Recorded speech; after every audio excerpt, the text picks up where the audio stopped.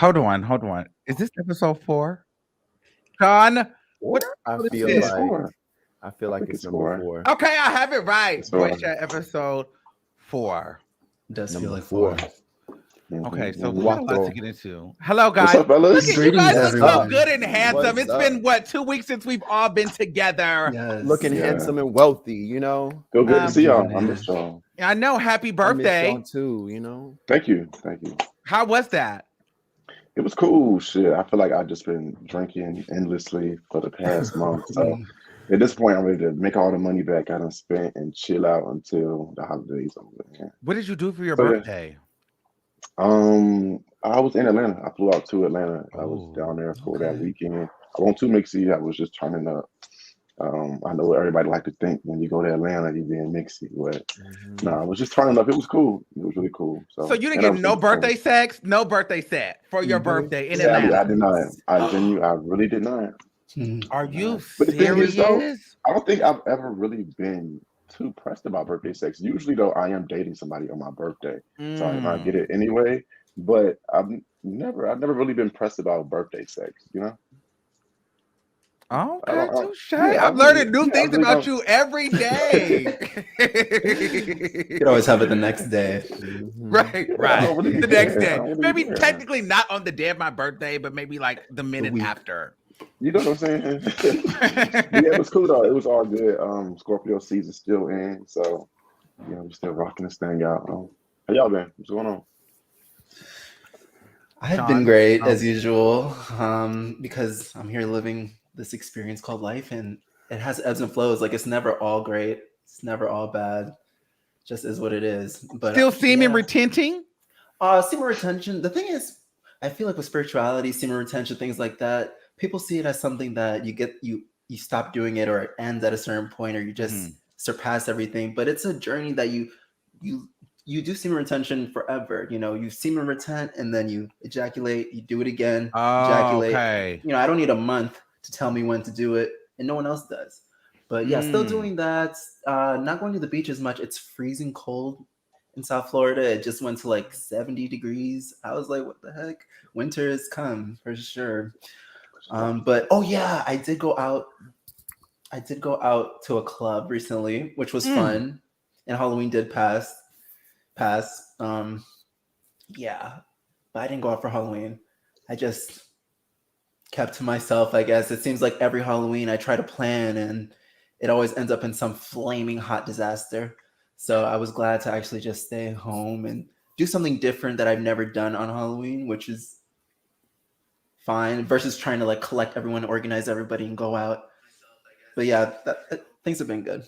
Wait, speaking of Halloween, does anybody pass out candy anymore? Is that still a thing?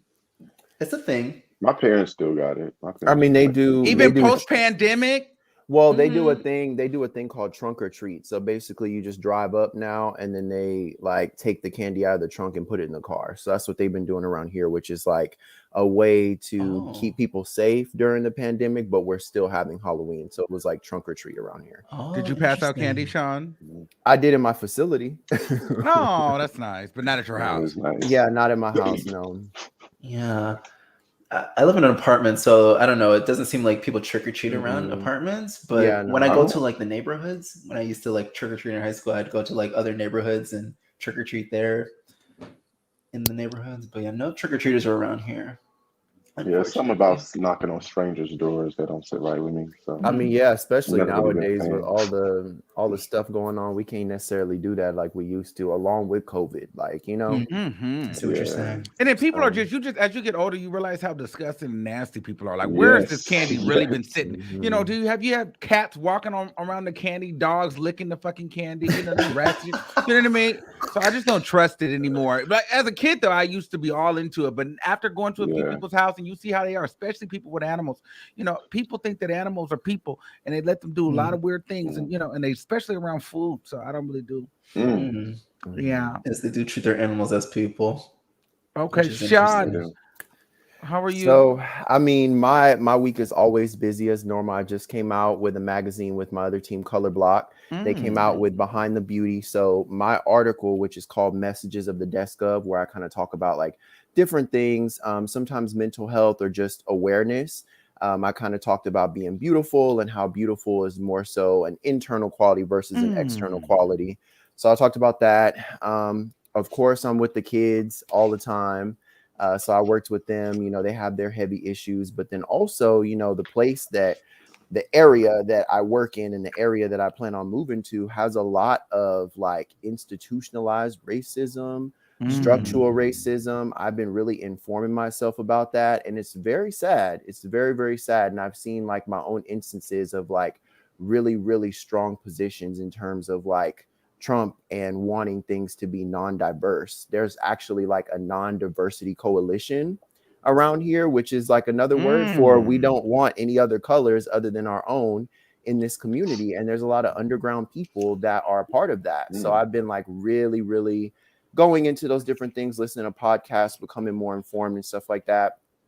I have friends, you know, that I've talked to about it, of course, you know, friends of color and just friends that are more so minorities. And they tell me like, oh, well, you shouldn't live there. But I'm like, I'm gonna live wherever I want. This is one of the nicest parts of town. You know what I'm saying? And I refer to myself as the agent of change. And I refer to my children as the agent of change because a lot of them, you know, they go through their own processes in therapy and they're able to influence their families to kind of see things from a different perspective. So I'm not going to hide from anything like that. I refer to myself as the agent of change. And y'all gonna have to change because I'm living there. You know what I'm saying? So I've been kind of like really ingratiating myself in all of that. And you're in Dallas again or Fort Worth? Or is that... So I'm in the area of like South Lake. So it's close to Fort Worth, but it's more so like one of the upper crust areas. Okay. That's where a lot of these things are going on. And I was actually working there for a few months. I would say about 6 to 8 months before I started to recognize that that was the case. I mean, you hear rumblings of different things, you know, within the facility. But once I started like moving closer to my actual job, I started to really notice all of that stuff firsthand, you know? So even like the park where I jog at and different things like that, like you can definitely see that there's a stronghold in that community for non-diversity, which is sad. Yeah. Very sad. Yeah, shout out. Well, keep up the good fight and come on, you know, do what needs to be done. Yes, we all bring a piece to the puzzle for sure. But we're probably going to talk about that. But I like that. I want to put a pin there on diversity because I feel like the diversity needs to be, you know, that conversation and inclusion needs to be discussed, not even amongst like just blacks and whites and colors. It's also amongst like heterosexuals and gay people. You know what I mean? There's a lot of what do we call it? Non-diversity or whatever. Help me out here. Diversity coalition. Yeah, discrimination. Yeah, this is Casamigos, baby. So I'm on another level. Come on. Okay, so just be with. Yes, that's how I'm coming right now. Okay, that's the energy I'm on. That's so y'all know I'm coming with the bullshit today. Yeah. So yeah. But yeah, I want to get into that because there's something that needs to be talked about in regards to that, and we're gonna get into that a little bit of that. Just Sean, you have been on it today with that, okay? And as far as my weekend, child, let me tell you. Listen, I've had a lot going on mentally myself, okay? I was at a point where, I needed to take a break. I was experiencing a lot of burnout when you're especially been on social media and you're like doing shows and you're producing this, you're doing that, and like your job consistently is like if you don't get up and create, you don't get paid. You know what I'm saying? And so you're at a point where you're creating, and then two, you're dealing with the comment sections and this and that and that. And then who am I? What do I want to do? So I was just going through a lot of that as a creator, and I needed to take a break. So I took like a week, maybe even a little bit more off. And then my best friend had a birthday party. We went over to Tahoe, and we had got like this big house, and it was like 10 of us. We got fucked up, okay, and had a little costume party, pajama party, ate some food. It was chill. I still came back and was still feeling the same kind of way. But nonetheless, I realized though, when you get yourself out of those kind of slumps, it's not one thing that can do it. It's kind of like how Miles says, like you kind of need to just continue to do things. Like it doesn't just stop and start at a certain time. So it's a work in progress every single day. But I'm here and I'm getting my life and I'm enjoying it. I'm glad that we're all back here ready to get into some things. Yes. Next week we'll have a special guest coming on. I want to let you guys know we will have the artist rapper 7 Deep in the building. So he will be here next week. So we're going to get into some things with him. But for today, we have an exciting show lined up. We're going to talk about T.S. Madison in the Breakfast Club interview. I also want to couple that with Joe Budden coming out as bisexual, allegedly. Come on, Joe. And then also Travis Scott. You know, everybody's been talking about that. If you don't know what's going on with Travis Scott, I don't know what world you live in. No, we're not gonna do that. Okay, Will and Jada, you know, that's always a key topic for me. And also for the deep dive conversations, we have two. The pros and cons of coming out later versus earlier, or sooner versus later. And trust. Is it truly a way to trust 100%? Like, can you trust your partner, someone you're sleeping with, dating, married to, gay or straight? 100%. So we have a lot to get into. So I think we can start with T.S. Madison. Has everybody watched the T.S. Madison Breakfast Club interview?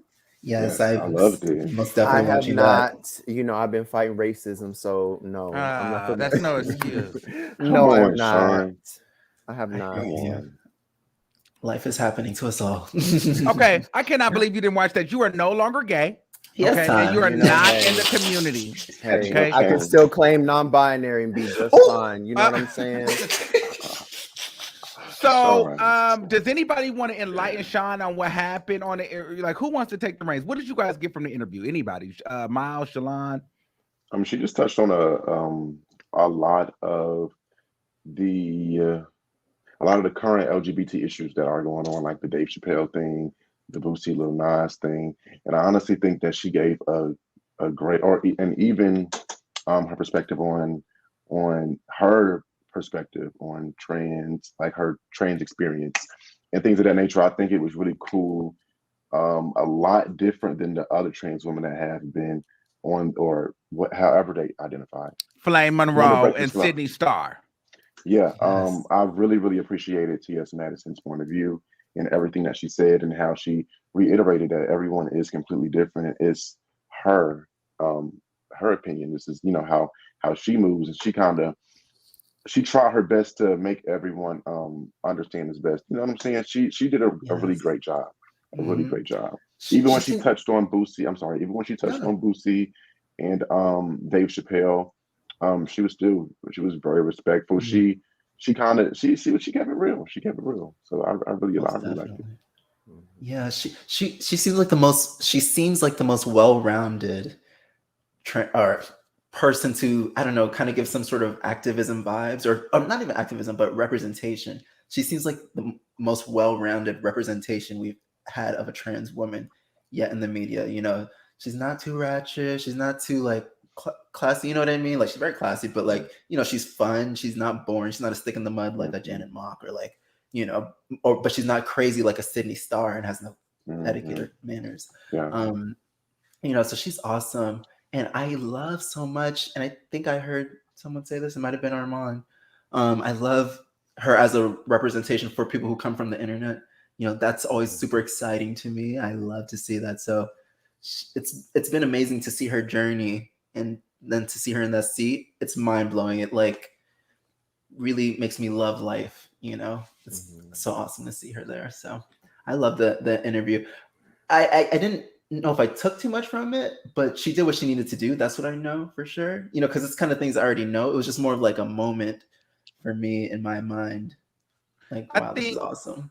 I think it, like, you guys, like, I loved it. I loved everything about it. Like, Madison and I have had our differences, but I think it was so important for her to go up there. And I don't even think that people realize how important or how big that interview was. you know, until people, we probably won't realize that until later on down the line. Like, she's literally one of the first of her kind to really go up there and do it the way that she's done it. You know what I mean? Coming from the internet, the Queen Supreme Court, being controversial, you know, calling out Charlemagne the Goddess, having Kai, like they were a polarizing platform. And, you know, people like her are not able or not supposed to be able to be in spaces like that. You know what I'm saying? And then to get up there and educate them and not immediately come up there and say, yeah, you can call me a he. Yeah, you know, I don't represent all the trans. I mean, she made it clear, like, I have a perspective, but she did it in a way where it wasn't like disrespect the LGBTQ community. But she also did it in a way to where she wasn't up there bullying the heterosexual community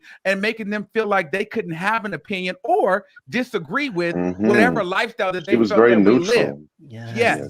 Even though I will let everybody under the sound of my voice know this is not a lifestyle. We didn't choose a lifestyle. When you're gay, that's not a lifestyle. This is my life. It's who we are. But a lot of straight people see it, oh, this is a lifestyle. No, a lifestyle is what I afford. You know what I'm saying? Like, I don't afford a gay lifestyle. You know what I'm saying? I'm just gay. Okay. What I afford is totally different than who I fuck. So I want that to be very clear.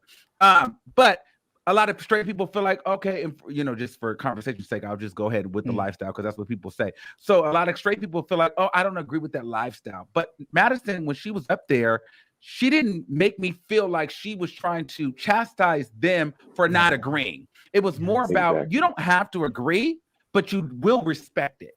You know, and I like the fact that she got up there, she name dropped Boosie and made it very clear, like, I don't understand what your issue is with Lil Nas X. She name dropped the Dave Chappelle thing. She said, hey, I didn't watch it. I heard what my sisters were saying. I never thought Dave Chappelle was funny, and that's just my prerogative. I don't hate Dave Chappelle, but how many times do I want to watch a comedy special of, you know, a comedian dragging transgender women? I don't want to watch it. So I simply said, I don't want to watch it. I'm not saying that you have to agree or, you know, accept me or any of that, but I just don't want to watch it.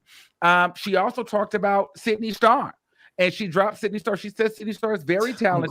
But Sydney Starr, she wished Sydney Starr would have had a gay mother because Sydney Starr is just kind of exploiting herself for cheap fame and cheap dollars.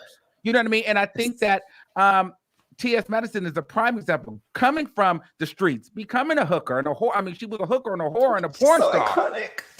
And the fact that now she's went from that to now being in a motion picture film and, you know, deals, you know, like this huge platform, interviewing on the Breakfast Club, got a huge estate home, all from, you know, her past, and was able to leverage that and move that into a business, and $1 million business is iconic for all of us. It's not just for trans, this is for gay people as well. And I feel like I'm so proud because I wrote her name down on my motherfucking vision board. And when I seen her up there, I was like, this is why I wrote this bitch name down on my vision board, because she is the epitome of knowing how to maneuver in this game. And one thing I really appreciated about her is, while she's cool with Flame Monroe, y'all know I really don't care too much for Flame Monroe. She made it very clear, Flame Monroe is my girl, but I don't agree. You know what I'm saying? Like, I'm not with the Flame Monroe. Don't get up here and call me he. Don't get up here and call me, misgender me, or disrespect me. And I thought that was very important, because the people on the Breakfast Club, if you watch them, they love Flame Monroe and they love Sydney Starr. But of course, they love those people because it's like, I get up here and joke and call you man, he, and kiki in your face. Yeah. But Madison, you can kind of tell they were like, okay, this is a real woman, baby. Yes. This is a different energy. Yes. You could tell that Charlemagne couldn't, you know, it wasn't that same vibe. She wasn't giving off like, yeah, I'm gonna get up here since I'm sitting with you guys. Yeah, and I'm being accepted with you guys. I'm gonna tap dance and coon out. Call me all kind of he and make fun of my dick. It's not giving that. She's very much the answer in the middle.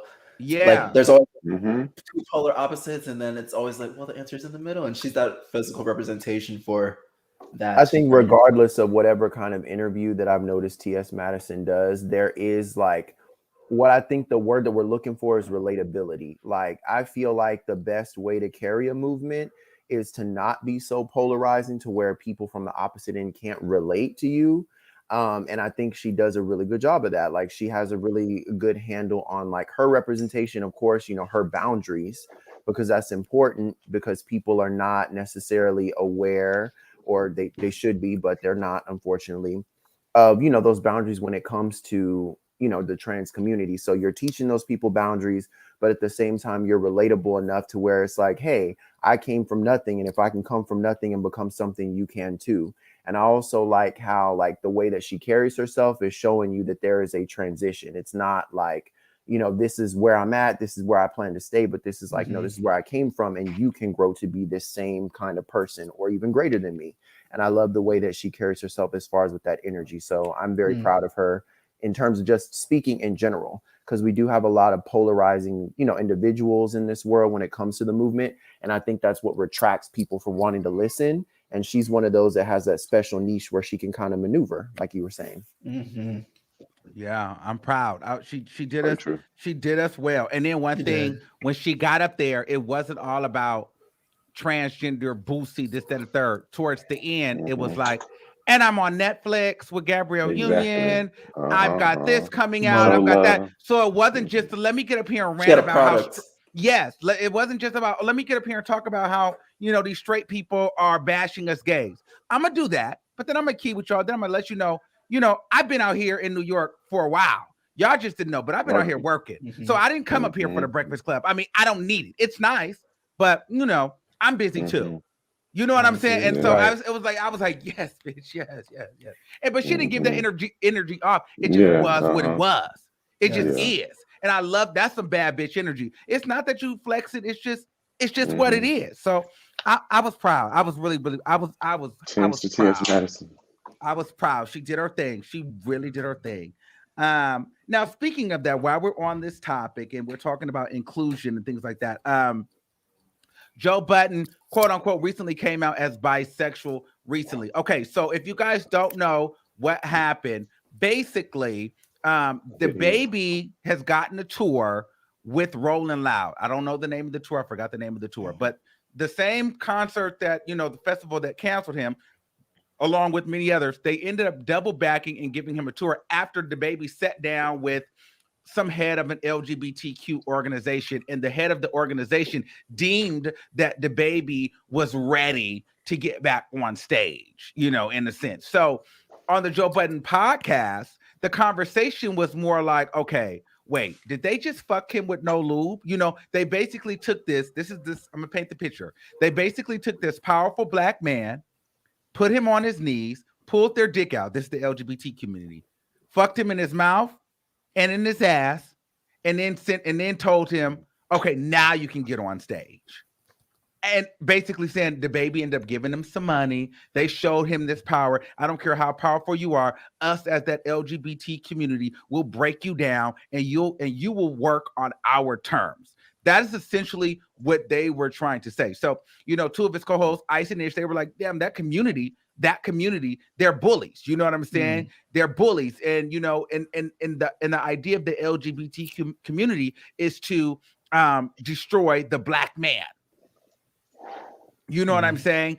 And then that's when Joe Budden was like, well, I'm bisexual. I like men and I like women. You know what I mean? And how I took that was, I don't think he's bisexual. I took that as, well, I don't want to get canceled by that community. You know what I'm saying? So my question is, how do you guys feel about that when black men and black people have that conversation about the LGBT community as if the LGBT community is out to cancel the black man, as if we're not for black men within the community, like we don't exist. I feel like all of that really is just another ploy to divide us. I mean, even starting with like race, if we're talking about race, there is black people, but then what happens? We're separated by color. So that makes it less likely for us to actually come together and do something about it.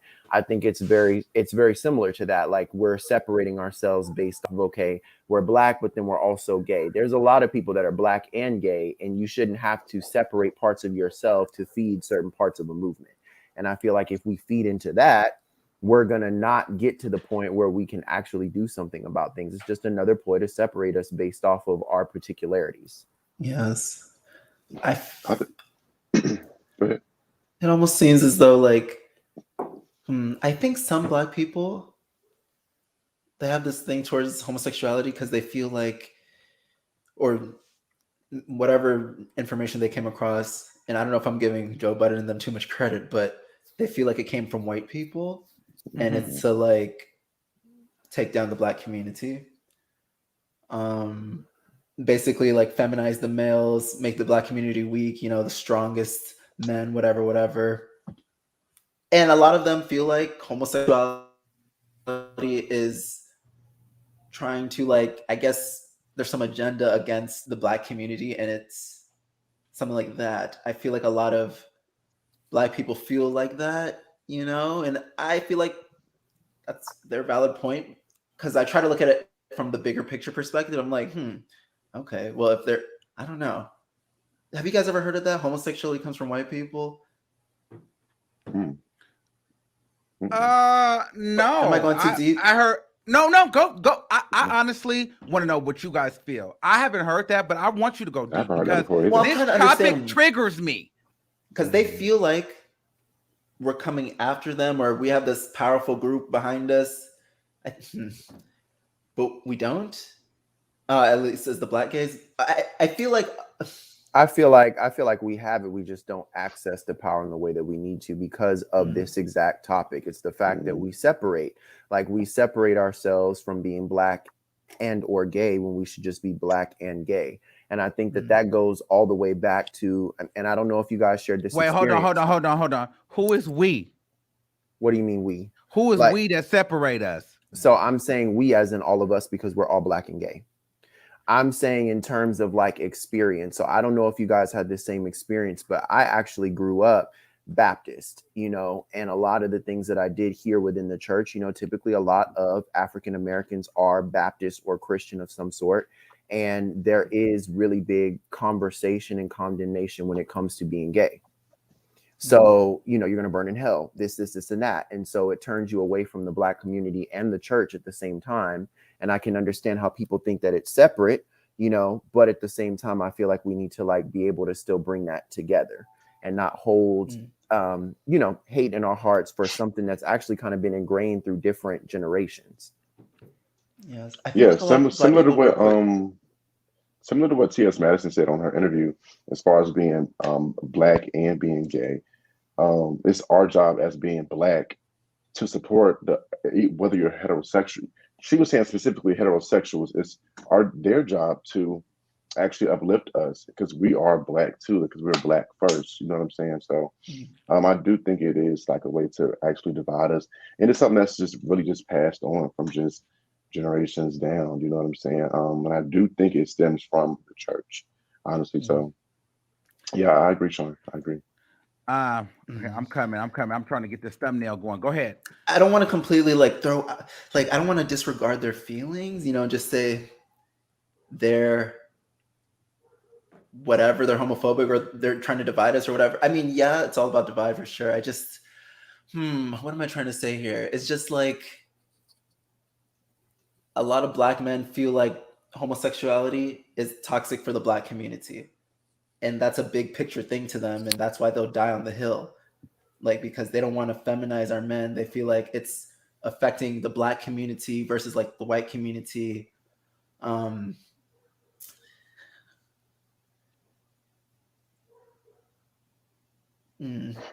never heard of that? No, I never heard of that. But I'm sure it could be true. I've heard about, I've just heard of like more specifically just across the board, like not just Blacks, but I've also heard like other races think of, you know, being gay as being weak and feminizing. Most definitely all races. You know, but I do feel like particularly for the Black man and just once again, the connection to the church, that does kind of like emphasize like if you are Black and gay, then you're weak and you're feminine and all those different things. Because I feel like the church has a lot to do with it, but I feel like a lot of people have got past the church. That's where it stems from, though, like the church. I think it comes definitely from the church. From the church, but I feel like a lot of Black people, at least a lot of the newer thinking Black people, they see it on like a different type of spiritual level. Like, yeah, church, but not just from the old-fashioned Christianity, more like other gods and things like that. They see it on a different plane. Also, I feel like a lot of Black people feel like the LGBT movement takes a lot away from Black people, and I feel like Black people don't feel like that. The Black community feels like their agenda, because everybody has an agenda. There's nothing wrong with it. The Black people feel like their agenda is like the last on the list compared to Asians, everybody, LGBT, Latino. Then you got all these new people coming in the country, so they can have some new buffer class to like just Black people don't even matter anymore. As you see in Virginia, the Black people with that election were not participating like how they were wanting them to. I don't know. I just feel like Black people have their. Very true. Wow. I know I'm speaking for someone out there. No, I agree. Here's my thing though. I want to like Miles, what he said is absolutely correct. I feel like Black people, and I feel even weird by saying Black people as if because I'm Black too. Right. But I do feel like as Black people, we do get to a point where, and it really seems like the heterosexual Black community is always like, well, what about us? Mm-hmm. This community got this, but Biden didn't do this for us, or this got this, but the trans community can do this, but Black people still can't get this. Now, in regards to what Sean had said, I don't know, like he can correct me if I'm wrong, but I want to be very clear. Like, I don't know. That's what I was like. I don't know what this is about us separating ourselves. The only time I've ever separated myself from being Black and gay at the same time is when I've been pulled over by the police. Be very clear. Oh, me too. That's the only time I've been like, "Hello, Mr. Officer, I'm a gay now." You know what I mean? Okay. That's the only time I separate that's the only time I separate myself, and any other gay people around me separate themselves from being Black and gay. One thing that I do know is that Black people try to separate me from being Black and gay at the same time every day. I will hear all the time, "You're Black first." Actually, I'm Black and gay at the same motherfucking time. So I'm not going to choose one or the other. Now, I've been forced by my family and by the police to choose. When I go into certain establishments, maybe I'm not Black, maybe I'm gay, but then maybe when I go to the cookout, now I'm not gay, I'm Black. But this is because of the world we live in. I've never went out there and decided, I'm not really Black or I'm not really gay. Like, no, I'm both of them at the same time. And when and I really felt some type of way about this conversation that was had, because I feel like the four of us, boys that look like us, we get completely ostracized from the conversation. We get completely ostracized from, the thought of, our rights and our feelings and our purpose and our well-being. It was almost like, well, that LGBTQ community is here to take down the Black man. Well, no, that's not true. There's LGBT Black men that do not benefit from the LGBT rights. Yes. Okay. So be very clear. This is not an LGBTQ issue. This is a white issue. It's just a gay man behind it this time. Just like you have the issues at Netflix, just like you may have issues with Spotify. Okay, well, this is an LGBT organization that felt away. It's still white power, because the Black people, we still get the shit end of the stick within the community. However, Black people feel like the LGBT community, we're all equal, and that's not realistic. I'm sure I can go to each and every one of your guys' cities, and I'm sure the white gay area is well more lit up than the Black gay area. And I'm sure some of us may not have a Black gay area. Be very clear. Oh, yeah. I'm like, what are you talking about? Yeah. There is no Black area. Mm-hmm.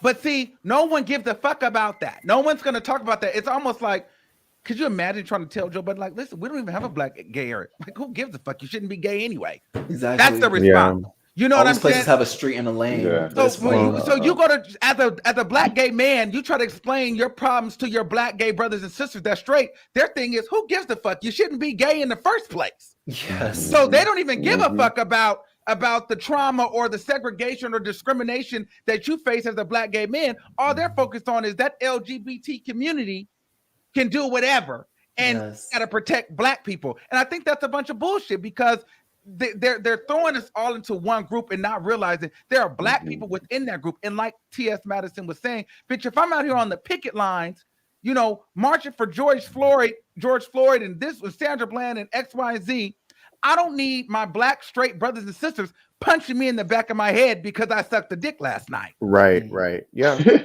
Right. That's my No problem. bullshit. Yeah. And so No when they get bullshit. on their No platforms, bullshit. and they start spewing this LGBTQ, that group, that rhetoric, it's dangerous. And the reason why it's dangerous is not because I'm worried about what Joe Budden is going to come do. It's because that asshole that's watching the podcast on their smartphone somewhere, and they see my fabulous ass walking down the street. Oh, that's that LGBT. I can't stand those LGBTQ. So you want to whoop my ass now because you feel like now we're trying to take out the black man and not realizing that I'm not your enemy. So it's not really, so it's dangerous because there's a lot of people out in the world that we share space with, us as gay people, us as regular people, and we have to congregate. So the average person is not going to try to break down in their mind, okay, is this a white LGBT issue, a Latin LGBT issue, or what? It's gonna say gay guys. So if you have some ghetto hood niggas, or they're thinking those gay niggas right there, they always on, or you have the women, those gay boys, they may not frequent a lot of white gay spaces. So guess who they gonna see? They're gonna see my faggot ass. They're gonna see your gay ass. They're gonna see us, and guess what? They're gonna assume that we're part of that LGBTQ community. So guess what? They're gonna give us a bunch of bullshit when we're not even a part of that. Literally. And so that's the problem that I have, because they're throwing us into a mess that we don't even have support over. I mean, I could understand that black gays was benefiting off of the shit, but we don't even benefit from it. Mm-hmm. So that's my point. I feel like a lot of it has to do with education. Like, you'll notice that people that are not educated in what they're talking about just generalize something and then put it into a box, because naturally people need schemas, which are pretty much like identifications in the brain of like, okay, this goes here. And I feel like when you're not educated, you look at a generalized population of people, you're like, okay, all these gays, doesn't matter what they are, here they go right over here. And it's like, it's not really like that. Like if you live the experience, if you were there day to day and you understood what was going on in the community, then you would understand that there are layers to different things. Mm-hmm. But it takes you actually living the experience. Or for a lot of people, it takes them actually having somebody like a family member or a friend, because I see that a lot when it comes to my parents that I talk to, like their child becomes gay, or their cousin or somebody like that. And then it takes them to experience that for them to shift, Yes. Mm-hmm. Mm-hmm. Mm-hmm. Let me ask you guys a question. Have you guys ever felt discriminated against for being gay by black people or your family or anybody? Of course. Yeah. I did. Yes. Oh, you really felt that, Sean? Do you care to elaborate? So I grew up in a multicultural family. My mom is Hispanic with a little bit of black, and my dad is black. So like I grew up around my mom's side of the family because my dad was in and out. So there was already that, like just being darker than a lot of my other family members. Mm-hmm. And then when I moved to Fort Hood, which is close, in Texas to where I am now, I dealt with a lot of black people that actually weren't very friendly to me in terms of me being gay. And then on top of that, I didn't grow up around like a lot of black people. So the way that I talked, the way that I carried myself was polarizing. So a lot of people throughout my life in the black community were not accepting of me, one, because I didn't look like them. And then for two, I'm gay on top of that. So I dealt with a lot of that. And I feel like if I was to have allowed that to taint my experience of people, I would be in a different position, but I do feel like, once you are able to step, it helped me a lot with that.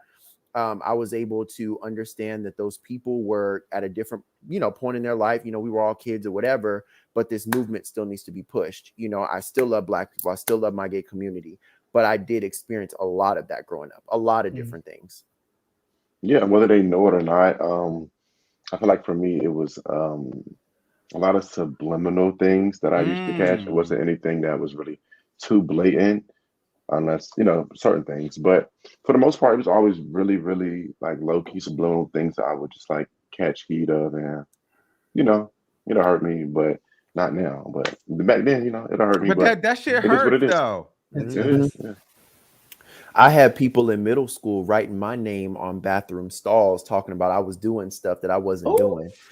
Girl, yeah. No. This was in the 6th grade. And so I'm like, oh my gosh, like I'm coming here and I'm around all these black people, but these are the main people coming at me like that, But a lot of that has to do with the fact that I was an overachieving kid. You know what I'm saying? Mm-hmm. So like for me, I think that if I wasn't to have really taken the self-awareness and like that place in myself to be able to step back and look at that, I would have been against Black people, you know. And I feel like a lot of people that experience those types of things feel like in order to be gay, they need to align themselves with like more of like the LGBTQ on the sense of not necessarily being Black, because it does make you feel like you have to choose one of two lanes.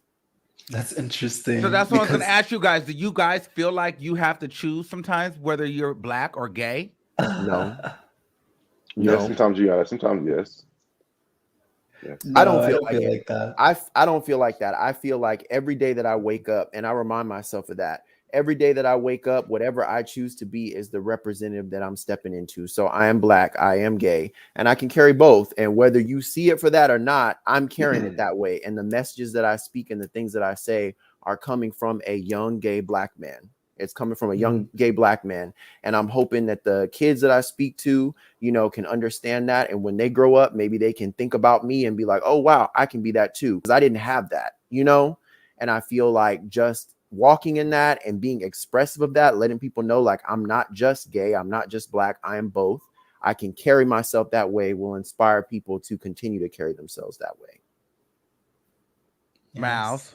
Yes, that's interesting. I feel like my mom, yeah, she let me know I was Black, of course, but I feel like she almost raised me to not be too Black and not to be too gay either. Like she was always like, you know, and she's a dark-skinned woman. Oh. Yeah, oh yes. You know, don't bring home a dark-skinned girl with this type of hair texture. She's a Jamaican woman. I don't. Did I say that? Yes. That's what I mean with the Black American thing, because she would be quick to remind me of my Jamaican side. So you know, it's very much like, okay, we're these type of Black people, and those are those type of Black. Well, she's not like this anymore. Wait, you gotta have to really kind of break that down for I get no, but parents I are understand like what that you though. mean. Parents are like that though. Yeah. But yes, they are. You're biracial though, right? You're biracial. My grandma, she has transformed. My grandma didn't like Black folks, so when I popped out, you know what I'm saying? Like, what is this? Oh, it was like, what's this darkness? Yeah, so both of you guys are biracial down in there. What is it like? Oh, now we're getting into some things. I love my grandma, but Right she did there. lock that fridge when I was pregnant, or when my mom was pregnant with me. So you know there is a bit of a she's different, but I understand what you're talking about. Yes, it makes the experience a little weird compared to my other like Black American friends, because there's just certain things I never experienced, like, or like it's just a different experience. I'm so interested. Please continue. Yes, and as far as being gay, you know, there was a lot of that being like Black. She's like, okay, Miles, you're Black. But it was never like, well, you're Black, so you got to watch out for the police. You know, it was more like, okay, you're Black like this, not like this, be like this, just whatever. They said that to you? My mom said that to me. Your mom said that to you? My mom said these things to me. She completely denies it, but that's fine. It might have been just trauma maybe in the brain. Yeah. I don't know. Oh, so you went off on her about this. Oh, yeah. She's like, what are you talking about? I would never say nothing. She said she never said. Like, yeah, of course you wouldn't. Now that we're having a conversation about you not perming your hair and stuff like that, and you're freaking out. But anyways, so, and as far as being gay, she would throw like a lot of shade. A lot of like conversations she would have on the phone, a lot of conversations she would have with friends. She would just bash gay people. And not bash them, but like talk crap. It was like shady little things like, oh, why do you got to be like that? Why can't you just be a man? Why can't you just be like, put your hands in your pocket? Why do you got to be like this? If you feel like you got to be like this, just put your hands in your pocket. And a lot of the ways I am like that, I'm very, like, it might not come off that way, but I'm very reserved and things like that when you meet me in real life and things. But yeah, she would always throw shade with her friends. And I even remember one time, she was throwing so much shade towards gay people and to my aunt and uncle in front of us. You know, my aunt and uncle that were sitting in front of us. And they started to like look at her weird, like, girl, what are you so passionate about? Like, why are you so upset? Mind you, Jamaican like her, but you can see like it was just taking over her. But a lot of like the experience I had was just her throwing shade, her talking crap. I never, and that's why I would tell her, you know, we're not that close, you know, because I can't be that close to you. There's a lot of things I see a lot of normal people share that we can't share with our parents because we're gay, you know, like you got to kind of keep it to yourself. Yeah, and so I feel like that also affects your gayness and your blackness, because it's almost like she didn't want you to fully live into your true, authentic blackness as well. Oh, yes. You know, and Black Americanness, and because a lot of people from islands and like Africa, they see Black people from America as different, like a different type. You know, you're a different type of Black over there. I don't want to say lazy, but a different type. Or no culture, you know, so, or you don't want to be like a hoodlum. You know, we came here to make a better life for ourselves, things like that. But yeah, a lot of like the certain Black things people have experienced, like certain just listening to maybe R&B music. I don't know anything about that. I feel like a lot of Black kids heard that type of music from their Black American parents. I never heard that, but or like certain. So you guys didn't get to listen. That's a whole nother deep. As far as like the Blackness, yeah. So you guys didn't get to listen to any of that, and so your mom, but she's dark skinned. She's dark skinned, a dark skinned Jamaican woman married to a white man, you know, and the man is white, so he's not really so like much culture you're gonna Black, get. Black. See, like I think just based off of what I've heard, you know, my grandma, I think part of the reason why she was like that was because of her own experience with a Black man, which was abusive.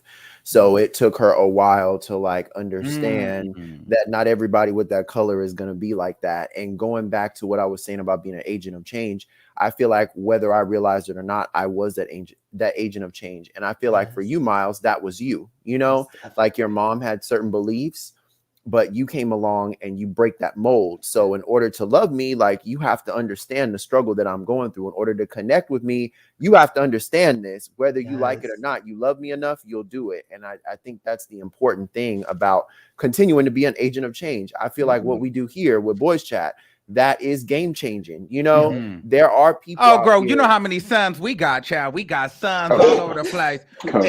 Everybody wants a Boys Chat now, girl. We over here birthing bitches. Boys Chat, girls chat. Every chat, this chat, my chat, your chat, Teeny chat, his chat.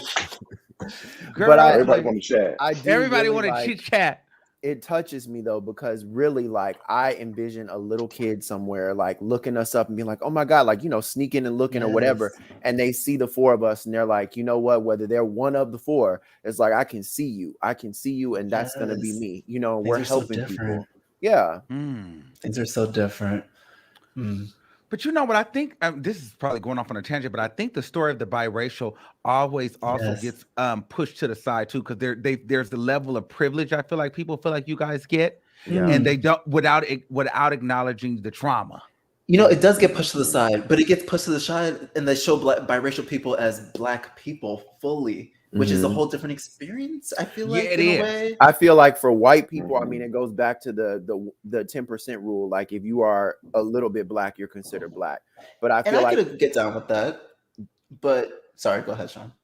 You can get down with that? No. I mean, I can get down. Like, I consider myself Black. You know, I don't like say, "Oh, I'm white." Okay, yeah. You know, so I can get down with that. It's just I don't want to throw out. Like, I feel like biracial people in the media are pushed as just full Black people. Well, and Black people kind of get put to the side in certain other things. But then our stories not told. Cracks though. Like I feel like we fall in the cracks though, because people don't recognize that struggle. Most definitely. People see a person that is mixed and they automatically, oh, you're better, that you think you're better than me because you got this and you got that. And it's like, no, like I'm trying to fit in like you. If I'm biracial, I come from two different cultures and I'm trying to figure out like, who am I? You know, I'm not Hispanic enough to be Hispanic. You know, I'm not Black enough to be Black, and then you're kind of like stuck, and then you have you add you like to suck a little dick. Exactly. So now you're really stuck, you know. So it's like, dang, like where do I fit in at? And people think that biracial people have an advantage, and I feel like in some instances, yes, they can have that advantage, but really, like it can be a very lonely experience. It can be so a lot of times for me, I find myself more so attracted to people that understand my experience. You know, let me ask you. Sorry to cut you off. Go ahead. No, go ahead. That was it. Okay. I want to ask Miles something, because you have, and I could be judging because your dad is which one is Hispanic, Sean, in your family? My mom. Okay, so but Hispanic people, they're a lot like Black people. They don't really fuck around with the gay shit either. Yeah, Most definitely. no. But my So uncle actually was gay, so that kind of helped a little bit. And he ain't regular gay. He like, you know what I'm saying, like for real. do you talk to? Well, okay, I'll ask you that later. But Okay. Miles, your dad is white, so I'm interested to know: Yes. have you been? Was your dad more accepting? Because I find that white Yes. people are more accepting Yes. of gay people, Mhm. We could and just that's the whole thing. yes. Mhm. Very accepting. Like, Miles, you know, if you're gay, you could just tell me, right? I'm not gay. I'm not gay. Mind your business. I'm living my life over here. I'm not gay. Like, Right. like I didn't want to Aw. tell you because it's just, those are the most important people. And he didn't even judge me or anything like that. He's told me multiple times, Miles, if you're gay, you can tell me. Like, Miles, do you have a boyfriend yet? I'm like, no. Like, yes. But no, he was very accepting. And being raised by a white man, it gives you a different, I don't know, a different vibe, a different perspective, I feel like, on Okay. life. Yeah, it was interesting. Mm-hmm, Tell for us sure. just give us like a quick 60 seconds. Okay. For example. 60 seconds into No, the because white I'm man's gonna tell you, I'm experience. gonna tell you why. I'm gonna tell you why. Because, and I'm probably gonna get canceled after this. But I'm, and they already said I hate women. Mm. But I'm gonna tell you why. And I'm sure my camera start blurring up. I don't give a fuck. But I'm gonna tell you why. Because I feel like white people, they're not as bad as we put them out to be. Because I feel like white people, I don't know if it's because they found out I'm black and I'm gay or what, but I feel like white people have supported me a lot more on my journeys than black people. Okay. And I also feel like white people, they have a mission. A lot of white people now in 2021 have a mission to prove that they're not racist. So they will go above and Not my beyond dad. to show you that they're not like that. Whereas black people, they like to try to show you that they're not. Y'all can tell I'm talking from a personal experience, but they like to go out and show you that they are not. They're just not going to give you the job because you're black and they're black. They're going to show you that, I can be hard on my people. Whereas white people, they'll be like, all right, as long as you don't do it again. Okay, real quick. I had to go to court, bitch, a few months ago. Went to court, tried to get something removed. It was a black woman in there. I was like, I know she got my back. You know what I'm saying? I know she got my motherfucking back, bitch, because I've been doing the thing for at least 14 years. Bro, that black woman looked at me and was like, oh, you look like you had a wet and reckless in Atlanta. Girl, we can't remove anything off of your record here in Texas. There's nothing I could do. I'm like, girl, I paid, like, what do you mean? Like, this is 20, almost 15 years ago. There's nothing. Oh, sorry. If that had been a white fucking judge or a white man, you know what they would have did? You know what? Just get out of here. You're working, you're making money, you have your own business. You can prove all this. All right, you've learned your lesson. Get out of here. That black woman, guess what? She had to let them people know that she ain't giving no homegirl hookups out. And I find that happens to me a lot when I deal with black people.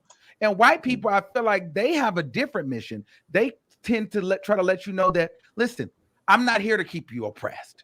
So not all of them, but I find that they're a little bit more helpful and understanding. That's interesting. Than a lot of black people that I've been running into. I feel like as far as in Texas, it's more so polarizing. So you'll find those black people that are all for the black movement.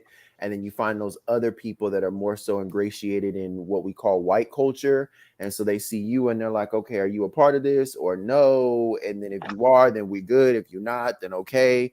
I think for me, because I lie within that spectrum, like people see me and they're not really quite sure. When I open my mouth, they're not really quite sure. Yes. I fit within that spectrum where I can kind of move around a little bit, but I can still see it. You know what I'm saying? So I make sure, as far as for me, like I look at a brother and I'm like, okay, I'm going to take you for who you actually are, like not based off skin color, but who you actually are. Because I've hired people that were of my same race that were lazier or just as lazy as somebody that's white. But I try to like do my very best to look at the person. And I think that growing up in more of a biracial type of family helps me with that, because I'm used to seeing all different kinds of colors. Like I got cousins, siblings that are all different kinds of colors. So I see. But now that I didn't let you get to your point, Miles, go ahead. Give us that 60-second rundown. Well, what it was like to be raised by my dad? Yeah, by having a white father, being black and gay, or biracial and gay. Okay, well, he made me feel like very empowered. It was always a very uplifting experience. That's so different from any of us, I'm sure. What was that? That's totally different from me and Jalon for sure. I don't know about hella Mouth. different from me. Right. That's why even though my mom had her terribleness time, she's done now. I still have my dad to balance it out. So it's very like polarizing. Who said that, Sean? Yeah, polarizing experience. He doesn't take any crap. He's kind of almost an a-hole. Like he is an a-hole, and I mean that with the most love. I actually admire it. I admire him. He put this energy in me to like say what I want to say, and fight for my truth. You know, he gave me this white man energy. That's the best way I could put it. To just stand up for what I believe in, you know, even if no one else agrees with me. But very empowering. I wouldn't change it for the world. Weird. It was a weird experience. I used to be embarrassed about it, but like when I was in elementary school, but no, I love it. I mean, he's such an asshole. I love it. Like he doesn't take any shit. You know, I'm like, Dad, you got to stop. He's like, don't do what I do. Like, don't do what I do. You know, like he would say things like that. Like, but he would say it like, did he teach you about the importance of credit? Because I didn't learn that. Not really. Yeah, I don't know. I think that's a myth. But okay, like no, yeah. I feel like he could have did better with that, for sure. But he taught me. No, he didn't teach me anything about credit. Yeah, he taught me other. But did he set you up for life in a different way? Like, what tools did he give you? I'm just interested to know. Like, as a man, like, take the gay out, man to man. What did he give you that you felt like, wow, I could see an advantage? Because you had a black parent and you had a white parent. So, what did he give you that was different from a black parent than a white parent? Like, what did he give you? I just feel like he gave me the certain positive energy to my life. I think white people being from the dominant society, a lot of what we're talking about, black people act a certain way because we're not in the dominant society in America. You know, white people act a certain way because they are the dominant society. Like I wasn't raised getting told like, oh, you know, watch out for the police, like, you know, run, or like they might shoot you, or that could happen. I was just always told call the police. You know, or you should have called me, Miles. Let's go to court.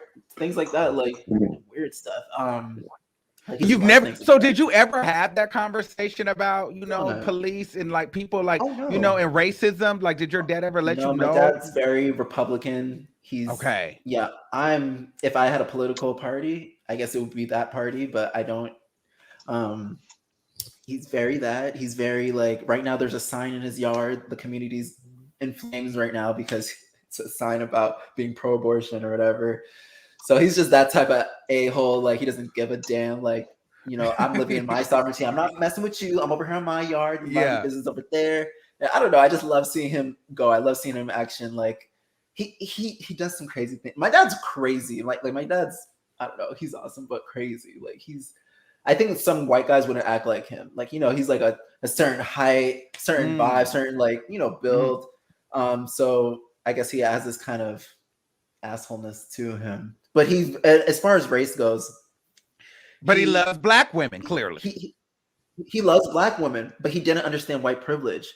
And I recently, like the other day, like not the other day, but maybe like a few years ago, had to explain to him white privilege, and that was very like uncomfortable almost. Because I'm like, damn, like a lot of white people feel like, well, I've been working all my life. What are you talking about? This white privilege. But they don't understand when they walk into a room, they have a certain privilege. Like Sean said, when he goes in support, he has a certain privilege. Like we're able to understand the privileges we have and don't have by being in these biracial situations. Like I'm very aware of my privilege and certain standards and things like that in the world, the way the world sees me. Kayla asked a question, honest question, no shade intended. Why do biracial people only claim black? There's even Jen black. There's Eugene black, yeah. There's even Gene black and mixed with black. I definitely claim white. Dismiss the other half. I think. I mean, to answer. I'm sorry. Did you want to go, Miles? No. To answer the question, I feel like more so it has to do with what people see on the outside. So I think that from the outside looking in, you know, the one thing that I could say about black people is that if you're mixed with a little bit of black, people can see it. Even if it's a drop of color or like something about your features, people can see it. And so I think that it's a lot easier to identify with that because that's what people can see versus running around claiming that you're white and people can clearly see, right? You know what I'm saying? Like people can clearly see something is off. That's like me running around, oh yeah, I'm Hispanic, you know, I'm Mexican. And they're like, okay, clearly the tint is off a little bit. Something is off. So I think it does have to do with what you can see because like even a little bit of black is black. Like you can see black. I feel like the mixed people claim white or the other side first and black when it's convenient or it's time to protest. But I've they never lead done A lot of people with, do. A lot of people they do. lead with that lighter side. I've never done They that. lead with that white or the Hispanic side, and then when they want to say nigga, or when they want to do the Angawa Black Power, now they black. I've never done that, but what I will tell you I've done is I have applied for Hispanic scholarships because I am Hispanic. Outside of that, you know, I'm gonna leave with black because look at me. You know what I'm saying? Like, I don't care what people say, what they think. Look at me. You know what I'm saying? Like, I am just as black as anybody else believes themselves to be. You know, I am carrying myself in a way that promotes black people. So y'all want me on my on your team anyway. So it is what it is. You know what I'm saying? And I think that for the people that try to separate those different kinds of things, you're actually doing a disservice to black people because now you're taking people off your team that could actually push you somewhere. You know what I'm saying? And I just don't think that it's fair because you guys are like, you didn't have a choice on who your parents were. And I feel like popped up like I just claim black because I don't like people questioning me about my race. Like I feel like I'm always getting compared to other light-skinned looking people, I don't know, questioned. Like, have you ever gotten Corbin Blue? I've got I'm sure you have. Justin Guarini, Jada Smith, on a lip balm. The whole Smith family except for Will, but like, he's a nasty one. Ain't nothing wrong with that. You know what I'm saying? No, it's like I don't know. I don't like to explain to people. That's a big one for me. I don't want to explain. I'm tired. I'm Miles. I'm not vegan. I'm not gay. Tired. I'm not anything. I'm Miles Spears, baby. Okay, listen, guys. So we did a 4-hour. I'm gonna save our other topics for when 7 gets here. You see, this was a legendary show. Either it just took wings of its own. But we got some very powerful. We got some very powerful conversations to have. If you guys want to get in here, because I see you guys super chatting and commenting. So as the chat is interested, okay. We got Catherine Jerkins here. Did you want to get on and say something, Catherine, or we're going to remove you? Okay. Oh no, I'm gonna go. I was just waiting. Okay, go ahead, baby. I think you guys are having a great conversation right now. I hope y'all having a happy Sunday. Thank you. I wanted to ask y'all, what did y'all think about Big Frida taking over Boosie's side? And also, what could, I'm a cisgender woman and black woman, and I was saying, what could, I guess, the black woman could do to bridge the gap? To say, like, we got y'all back. Like, what could we do? What could we do for the men that are already adults? And what could we do for our future kids, like our sons? Like, what could we, how can we, who wants to take that? Make it better? Sean, go ahead. I think the most fundamental thing that you can do based off of my personal experience, and then just the experience in working in that kind of environment is education. You know, like you don't want to approach anyone that is anything other than cisgender and try to speak to them without having the pronouns in order, knowing kind of like what the struggles are. So you can even, and that's the thing that kind of gets me about certain people is like Google really can help you learn a lot of things. So all you got to do is take a couple seconds to type in, struggles of such and such, and it'll pull up different information. So I feel like educating and respecting pronouns are the first things that you can do to get someone to feel like they can connect to you. And then just being open to them trying to help and teach you from their experience and where they're at to be able to like help you understand what the struggle is really like from their perspective.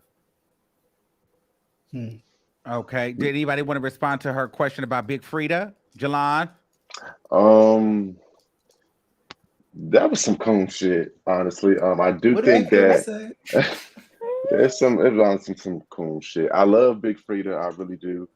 I think they just have a relationship since they're from, I want to say they're from Louisiana. Louisiana. So I think she's just trying to rep for the city, or just I think they have a relationship, whatever kind of relationship. But yeah, that was bullshit. to me personally. I don't think it's the first. I don't think it's the first time that Big Frida has Really? said something has not like had took up for the community period, or kind of just went the total 180 the other direction for, you know what I'm saying? It's just I don't Big Frida when it comes to exactly when it comes to like these topics and issues. Big Frida ain't the person to talk to or listen to, in my opinion. Yeah, I was shocked about that. I thought maybe, like, obviously you're gonna take up for Lil Nas X, because seeing that for me, I've been listening to Big Frida for a decade. So you think Big Frida would see Lil Nas X as her, his son? Like, come on, like if it weren't for Big Frida, Lil Nas X wouldn't have got to this type tier of entertainment. So that was kind of like, that got me shook. I was like, well, dang, are you jealous or what's going on? But you got to watch this, though. This is the other thing about our community. The girls can't take the girls. So, you know, Big Frida been out longer than Lil Nas X, and Lil Nas X is, but then on the flip side, you got a bitch like Lil Nas X, but then you got a Lil Nas X, and there's no shade. You got a Lil Nas X, and you have Laverne Cox reposting Lil Nas X. You have us talking about Lil Nas X. You have T.S. Madison going on there about Lil Nas X, and Lil Nas X won't even throw a thank you tweet nobody's way. Damn. So it's like it's on both ends. Some of the people like, bitch, I'm not gonna get out here and cape for Lil Nas X, and she ain't even gonna acknowledge that we trying to support. But then on the same time, it's like, girl, who was this queen over here getting all this life? It was supposed to be about me. Yes. Right. Because wasn't but that's something that we got to deal with. I think like that limited representation and trying to make sure you're since we already know, like, you know, there's limited representation. Let me keep the spotlight on me by making sure we don't broaden it out to everybody else. So I agree with this, so that people's mindsets can stay that way. That way I can keep that special marginalized representation on myself, which is sad, but you know, I feel like in the end that's going to work against them. Like, it's going to work against you. And in regards to what can you do, if this is from the truth, from your sons into the men, your brothers, your husbands, whatever. I feel like for your sons, let them know if they're different. If you see them walking around wearing hair and with t-shirt hair, or they playing with Barbie doll, don't make them feel bad about wearing the t-shirt hair. If they got the bandana and they swinging it, they're probably gay. If they don't want to go, you know what I'm saying? Like, don't them be them. Let them be authentically them. Yes, let them be, and don't try to change them, because here's the thing. And this is what I've learned. This is why I'm scared to be a parent. And I'm sure anybody under the sound of my voice, there's nothing that your parents can do. They're always going to give you some sort of trauma. We all have trauma. Right. You know, so even as you being a parent, you're going to traumatize your child at some point, but just don't add to it. Because, you know, if you think that you're going to whoop it out of him, punk him out of it, ground him out of it, he's still going to be gay. And guess what's going to happen? That's what leads them to do drugs, suicide, and catch HIV and different diseases, because then they go out and try to live in a world where they got to figure it out on their own. So now they have a safe haven. And now they're around a bunch of hurt people that's hurting people. And guess what? Some people will gag. You know, and I'm sure some people listening that got gay sons that's living with HIV, and you don't even know your son is HIV positive, because he is so. First of all, he's scared to even tell you that he's gay, let alone let you know that he got HIV.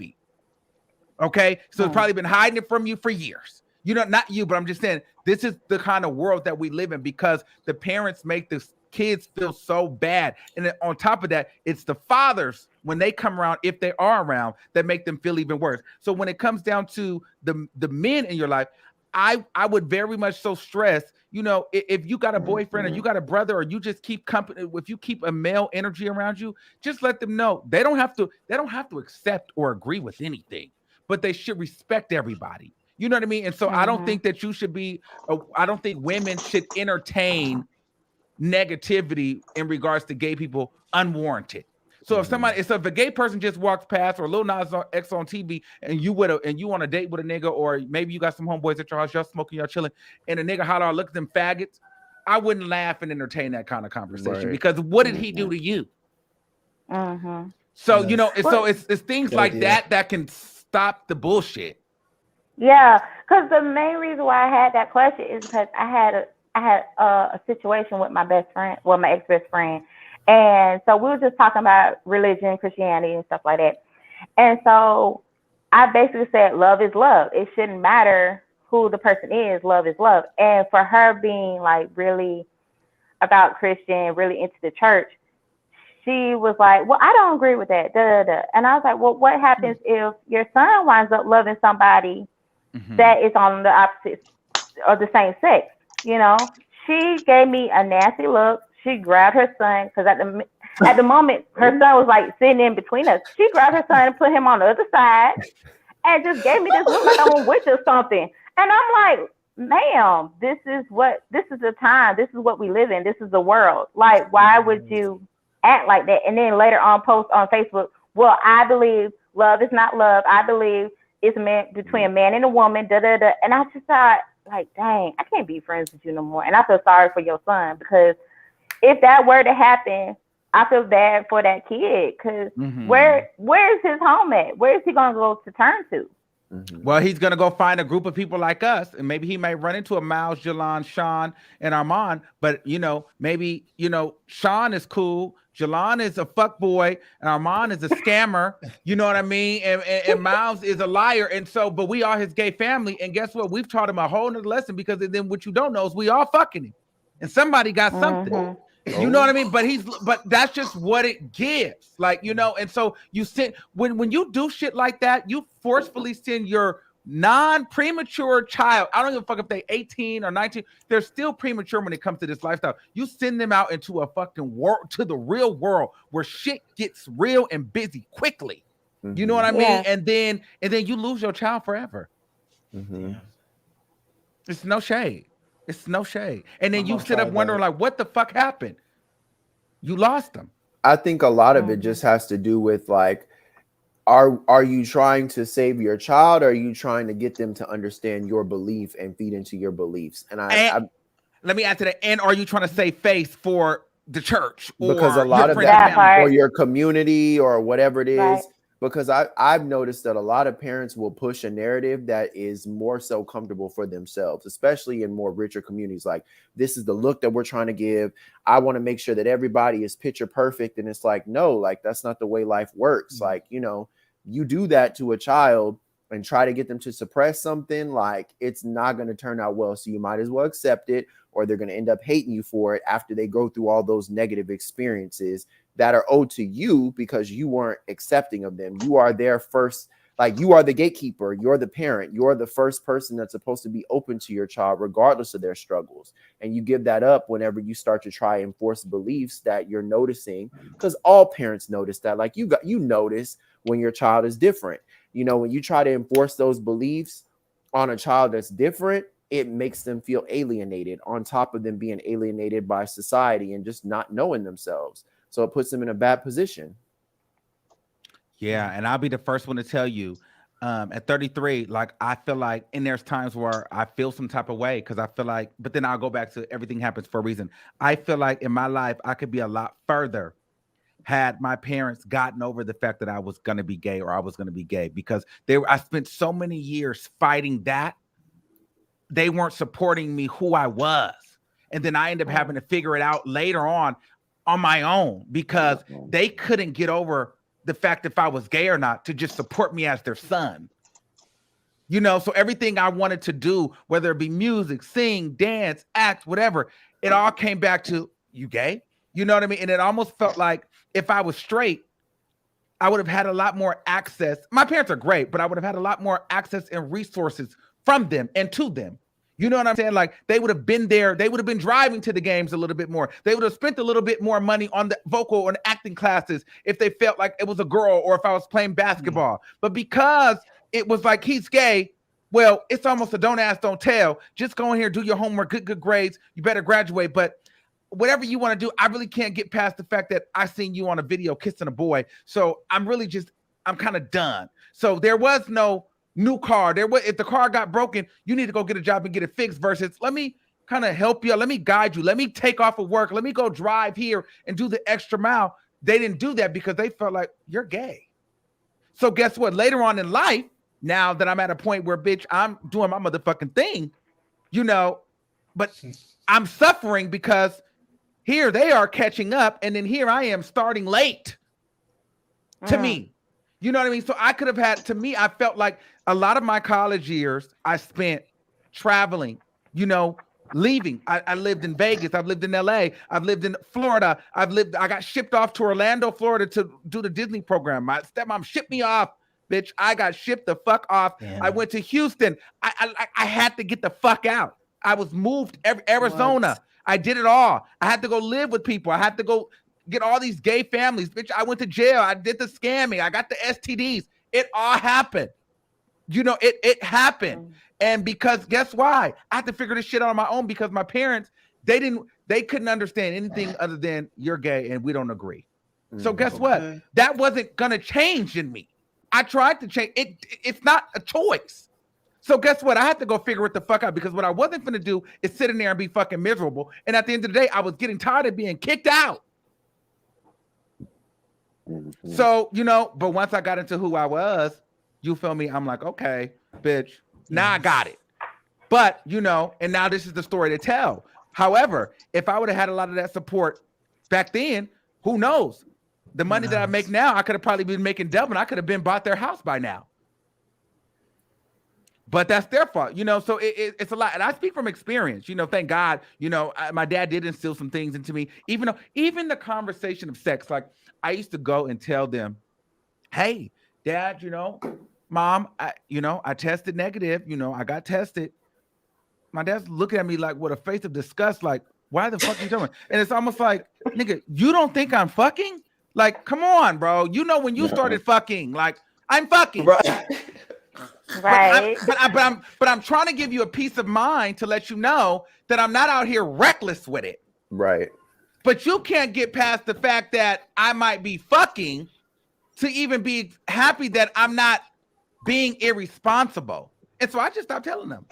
But luckily still, I'm good, But at the end of the day, it was one of those things where I'm like, damn, I can't even be proud to tell my parents, listen, I'm out here, but bitch, I ain't got HIV. The thing that the pastor put over my fucking life. Right. Right. Wishing that on people. So you'll definitely get HIV if you're gay. Yeah, but girl, my mom thought she was saving my life.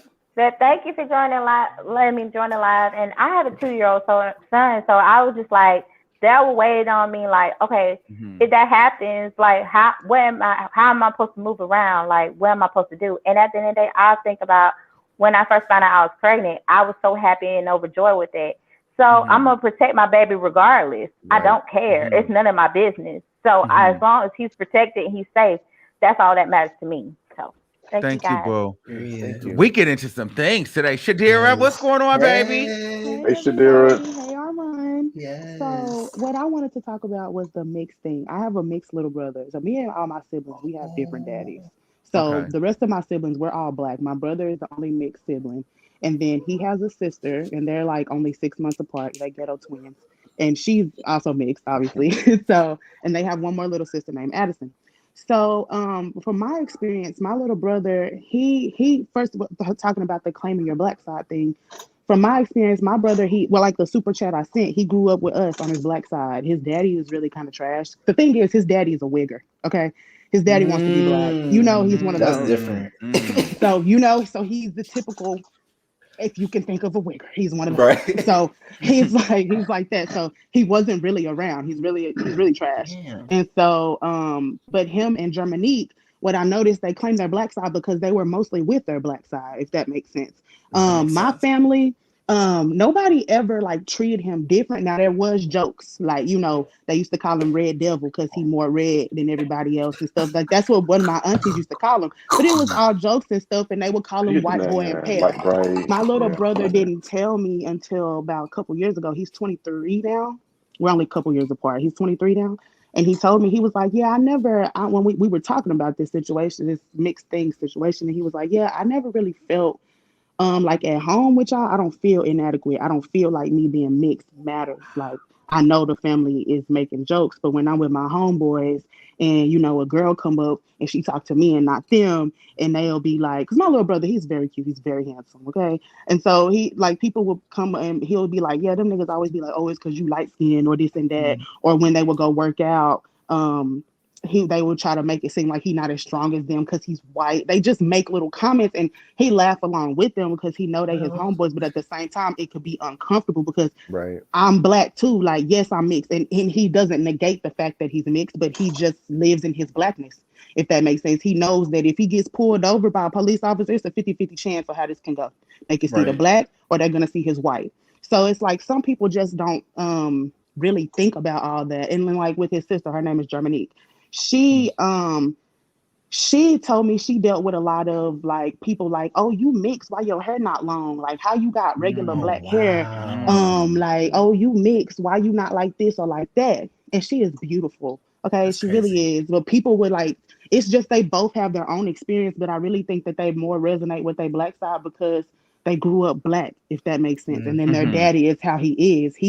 Now his daddy's family, they're white, they're not bougie, they're just, normal white folks, normal middle class white folks. And they now I asked my mama, and I know my brother's daddy's aunts and uncle, they had an issue with him having mixed children. And they would act funny when my brother and his sister went around when they were younger. And she eventually stopped letting them go around because she was like, I'm gonna fuck somebody up if y'all keep trying to be funny towards my son because he's mixed with black. Like, don't do that. So I just feel like it's a whole lot of stuff that mixed people deal with. And I guess I have a little bit of sympathy because my brother is mixed and I love him to death. And I just don't like how people try to make it seem like, oh, mixed people got it like this and got it like that. When in reality, I don't want to say it's harder, but they do have they have issues to deal with on both sides of white people looking at them like, why would the white people who made you mix with black people? And even some black people are like, you're not black enough, so I don't even know what you're talking about. When in reality, my little brother is just as black as they come. Like, you know what I'm saying? I'm like, he doesn't give you white when you walk up on him. He's gonna say, what's up, my nigga?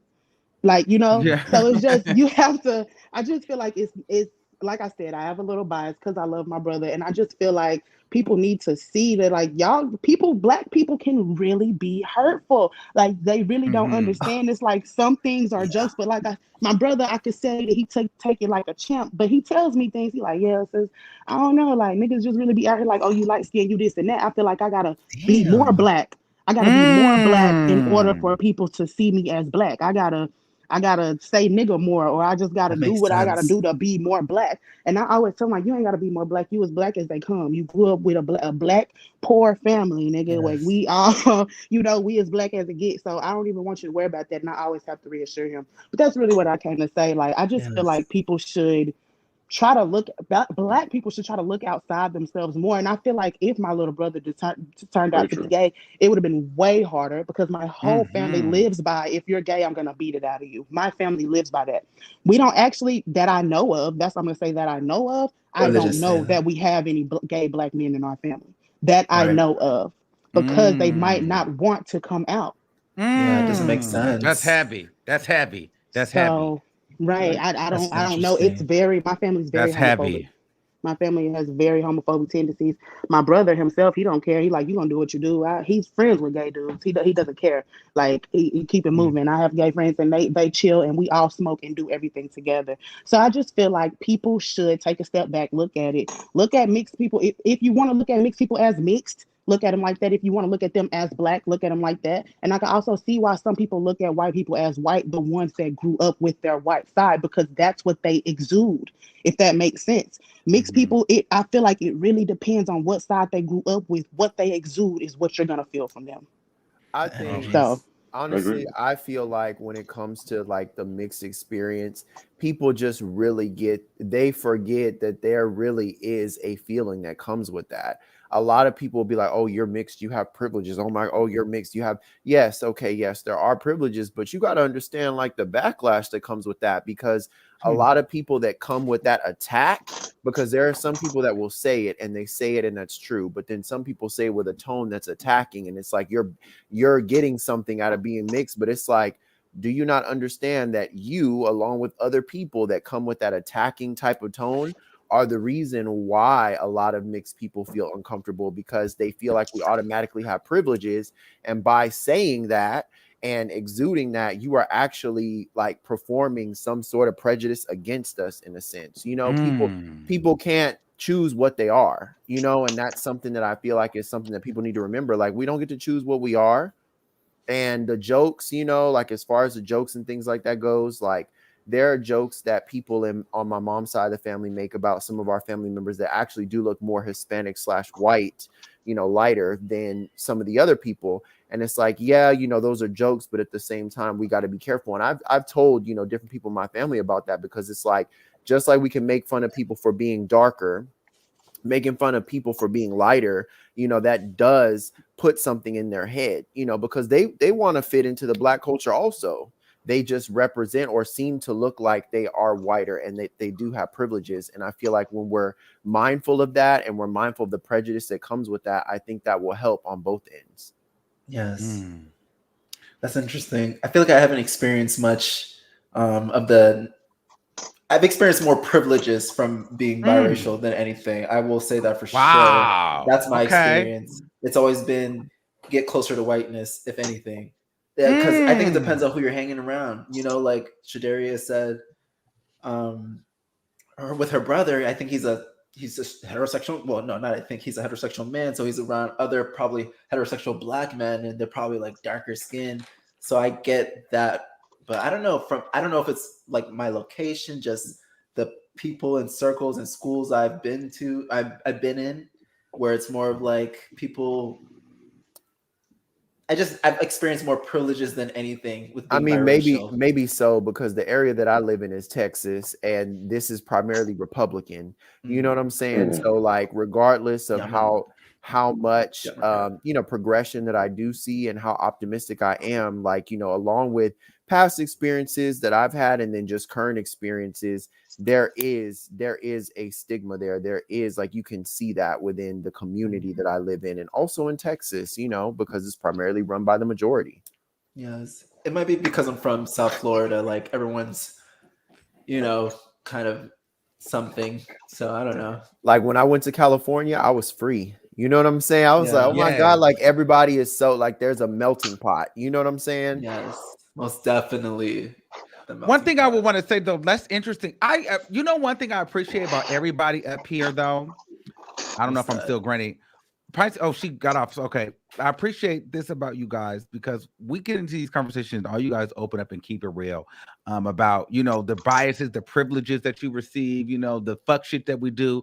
I really want to let you guys know, I appreciate that you guys don't come up here and bullshit. So thank you for that. But with that being said, Miles, you said something really, I mean, this conversation can go for 2 hours, and I know we might have to like pin this and bring this back too a little bit, because we got hella people trying to get on here. But I wanted to ask you now, I don't know, you know, your dating life, but with your experience and you being closer to the whiter side, has that propelled you to move towards white men or Black men or any particular type of men more than the other? Yes, I would say back in my like middle school, high school days, I don't know. I'm just gonna be real. I was like more into like white and Hispanic men, or white Hispanic men. You know, that's just more what I was into visually. That's what I wanted most. And it was until I became older and I done work on myself and expanded more that I was like, okay, this is attractive too. Because, and that goes, I'm even speaking for some Black people. I know one of my dark-skinned friends, I think his experience, we've talked about it, it's very similar. Like he always found white men more attractive, Hispanic men more attractive. And that's why I say I've experienced more of the privileged side, or a privilege to being biracial, because I'm not full Black, at least. It was more that, you know, it was always that, or what is he? You don't know what he is. He could be anything. Like, Brazilian, Puerto Rican, you know, okay. Spaniard. So, yeah, I'll be real and say for sure. But that's long out of my head. I find Black men very attractive. It's, you know, I'm Black too, so what the hell? But yeah, I had to do work on myself. You know, it wasn't just like, you know, I had my mom telling me, don't bring this type of woman home because of their hair. So I had to do work on myself and change my views. But now my mind's more open for sure. But I appreciate the honesty, because these are the conversations that really help shift the culture. Yes. And honestly, like, and this is what this platform is for. So I'm just this conversation has been everything. This is probably one of the best conversations we've ever had on the show, to be honest with you. I'm gonna take one more and then we're gonna get up out of here. Pisces Princess, what's going on, baby? Hey. Hi, how are you? Good. How are you? Are you enjoying the show? You know, this is one of my favorite shows. I love the different perspectives. I love the open and honest conversation. You know, I support you with anything, but you know, these are my favorites. I want to ask a question because I've been watching the show since the beginning, since you guys started Boy Chat, and this has been burning in my brain. As I sit here and I watch y'all have these conversations, we talked about the whole Bootsy and what's going on with Little Nas X, and I know Sean and Miles, y'all definitely preach about education when it comes to the gays and different things like that. But here's my question. As I watch y'all and as I listen to other gay content creators or other transgender content creators, it becomes confusing because on the surface, the community look like it's cohesive, but it's really not.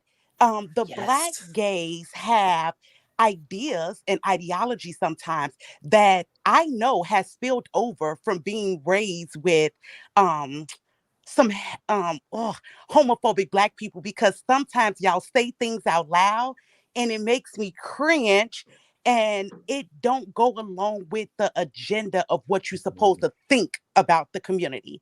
So with y'all preaching education so heavily and different things like that, how should people get the education and receive it when so many of you guys have such a different opinion on what it means to be a part of the community?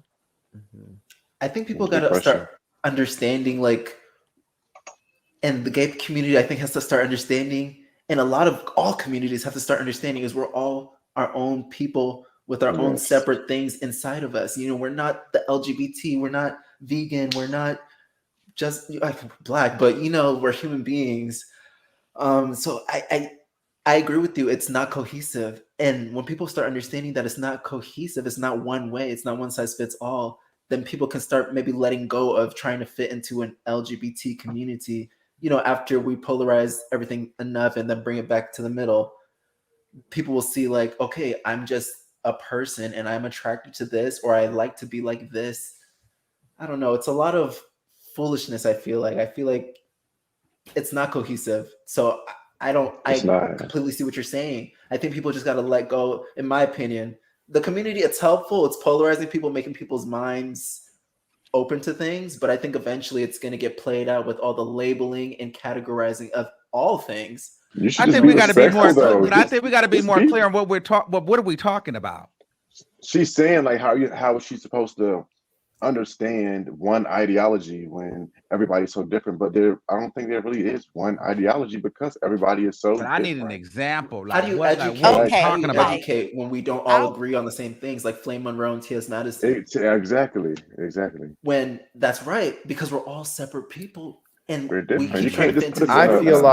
I feel like if we focus on the fundamental logical information and we're able to recognize within ourselves, you know, where our limits go and what we've been through, that will let you know how far to go.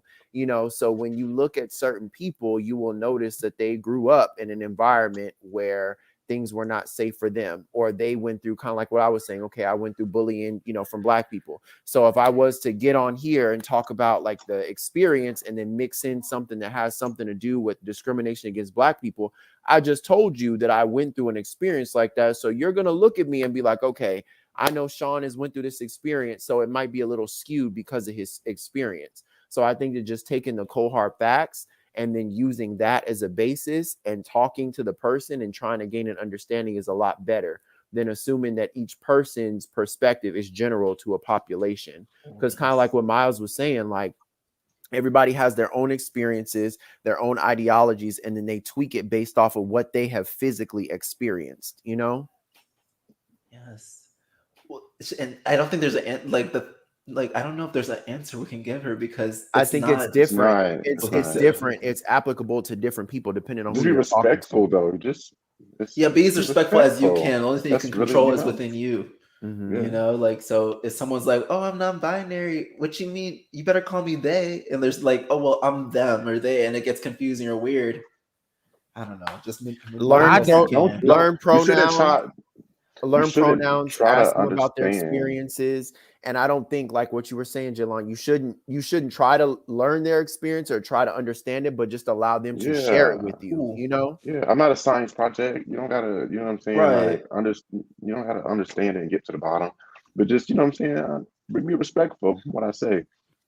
And I think it's a balance thing when it comes to the respect, because we have to keep in mind on the other side of it, being in the community, these people don't fully understand, or they're not trying to really understand. So when they come across it, you gotta understand they might not fully understand. I don't know. I feel like because I don't want to just leave it on straight people to be like, well, you can I have to learn understand all this somebody information individually, but you can't try to understand us all in one group. You know what I'm saying? Like, you can understand somebody by themselves as one, though.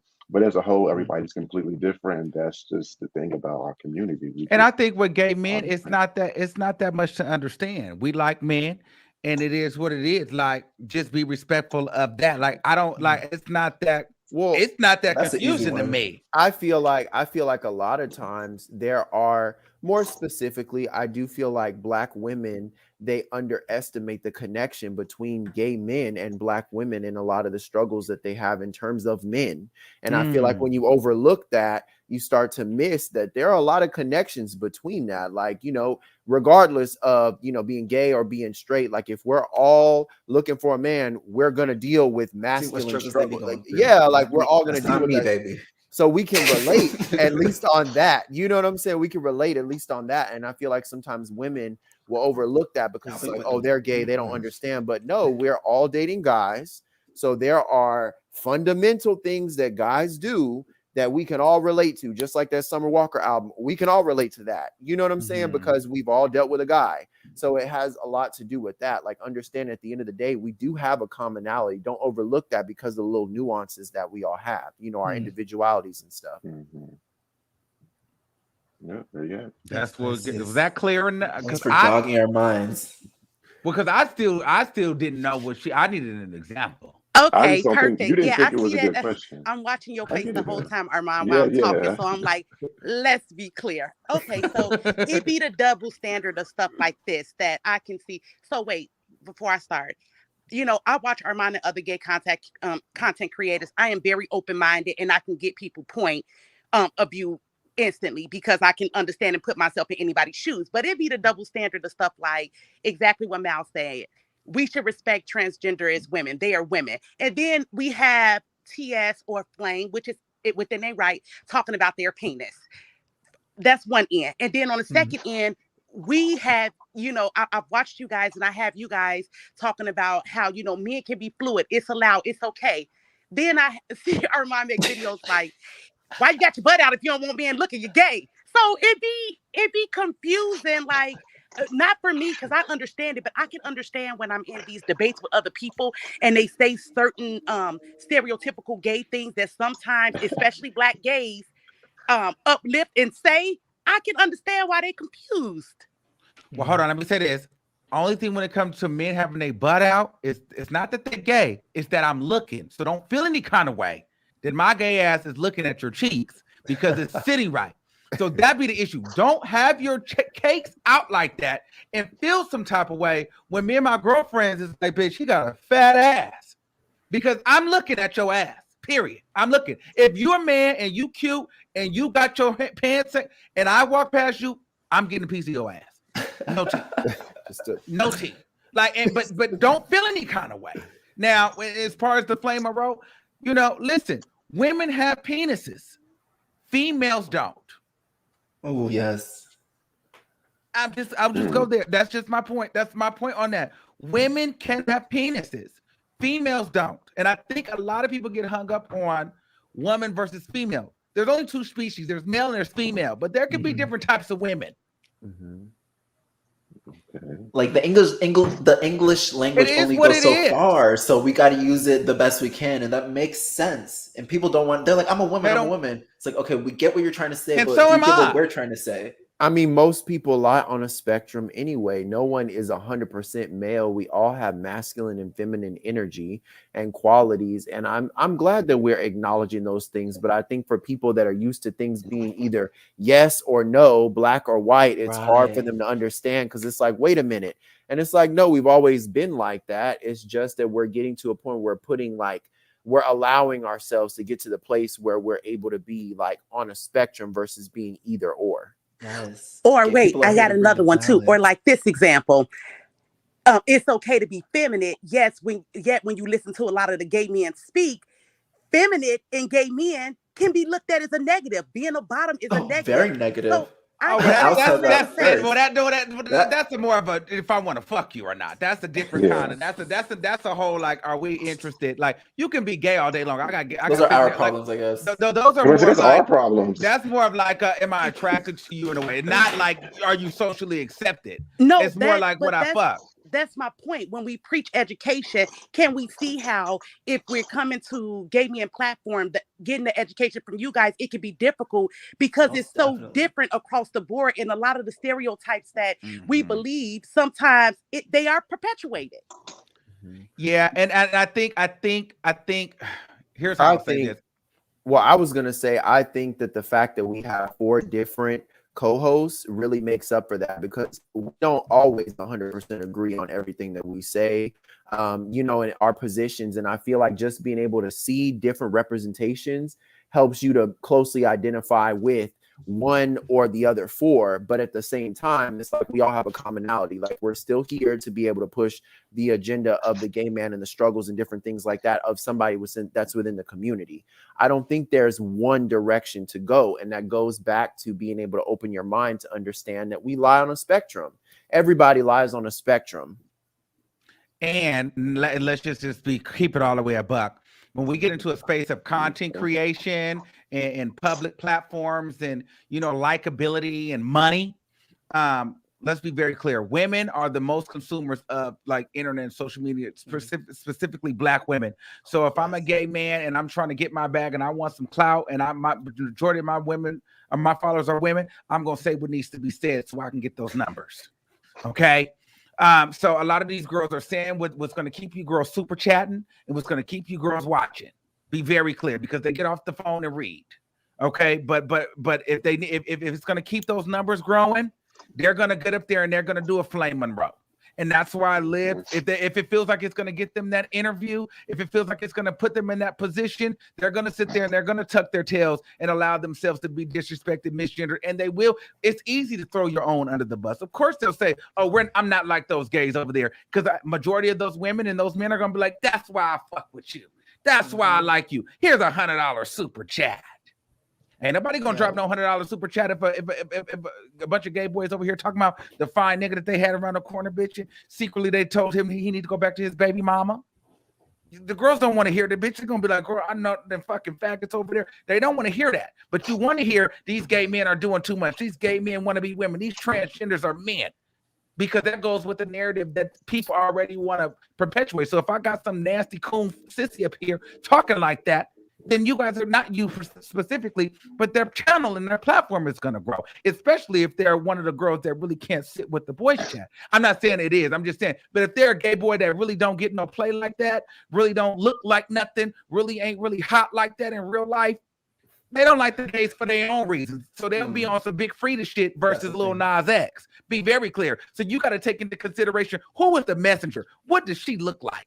What is it giving? Is she getting some dick or not? Because, ugly gay boys really, like, it's no shade. Bitches that's really not lit like that, they really can't take. No tea. So, but that's a whole nother thing. Like, a lot of the girls that really ain't really got it, that's really can't really, they weren't in the popular tables, they feel some type of way. Some of the girls may have given that and they didn't get casted. And it doesn't matter what you say. It's the fact that you're on a platform and you're able to speak to people that are willing to listen. That's their issue. It has nothing to do with what you're saying. It's about the fact that they can't do the same thing. Yeah. But thank you, Pisces. Bro. Thank you. Every once in a while I got to shake my brain up. Yeah. Thank you. And trans women can be jealous of cis women for obvious reasons. Yes, but we got to leave you with this. Females don't have penises, but women do. Okay. Some, not all, but some women have penises. And I know it's a tough pill to swallow, but bitch, transgender women are women. They're transgender women. I think a lot of people want transgender women to not be comfortable with living in their transgenderness. And I think a lot of those people, though, don't look better than the trans women that they're talking about. It gives them a bit of a, you know what I'm saying? Like, oh, well, at least I'm a real woman. It's like, but I mean, they carrying it though, and that's the only thing you can say. That goes back to being black. I don't want to get into that. I don't know. I don't Exactly. that goes back to being black and white, because a lot of times there are people that, oh, well, at least I'm not black. And it's just like, okay, well, look at all these accomplishments that the black person made. Look at all these accomplishments that the gay person made. You're just using that to try to make yourself feel better. You should probably work on your self-esteem. All right, let's get into these closing thoughts, because you almost woke up another hour of conversation. Right, Nikita Dragon, okay? Listen, you guys know where you guys can find me at the Armand Wiggins Show. Be on the lookout on across my social medias, not the one single dropping soon. Yes, so be ready for that new record coming your way. All right. Yeah. Record. Okay, record. Dropping, okay? So be on the lookout for that. And so, yeah, I'll pass it over. All right. So you guys can definitely find me on Instagram. I am _Sean Christopher. You can also check out Color Block, in which we came out with Behind the Beauty. I've also created a column for that called Beautiful. But you can definitely check me out on Instagram, where I talk about Mindfulness Mondays. Of course, you know, I promote Color Block and all the movements that we got there. And then, of course, Voice Chat. So check me out on Instagram. Yes. Yeah, and you can follow me on Instagram and Twitter at Jelon, JELAUN, right here. I got nothing going on right now. I'm too busy. Yes. So yeah. My bad. You can follow me on YouTube, Miles Spears. You can also follow me on Instagram, Miles_Spears. Also on Twitter, Miles_Spears. Twitter is 18+. OnlyFans 18+. Ooh.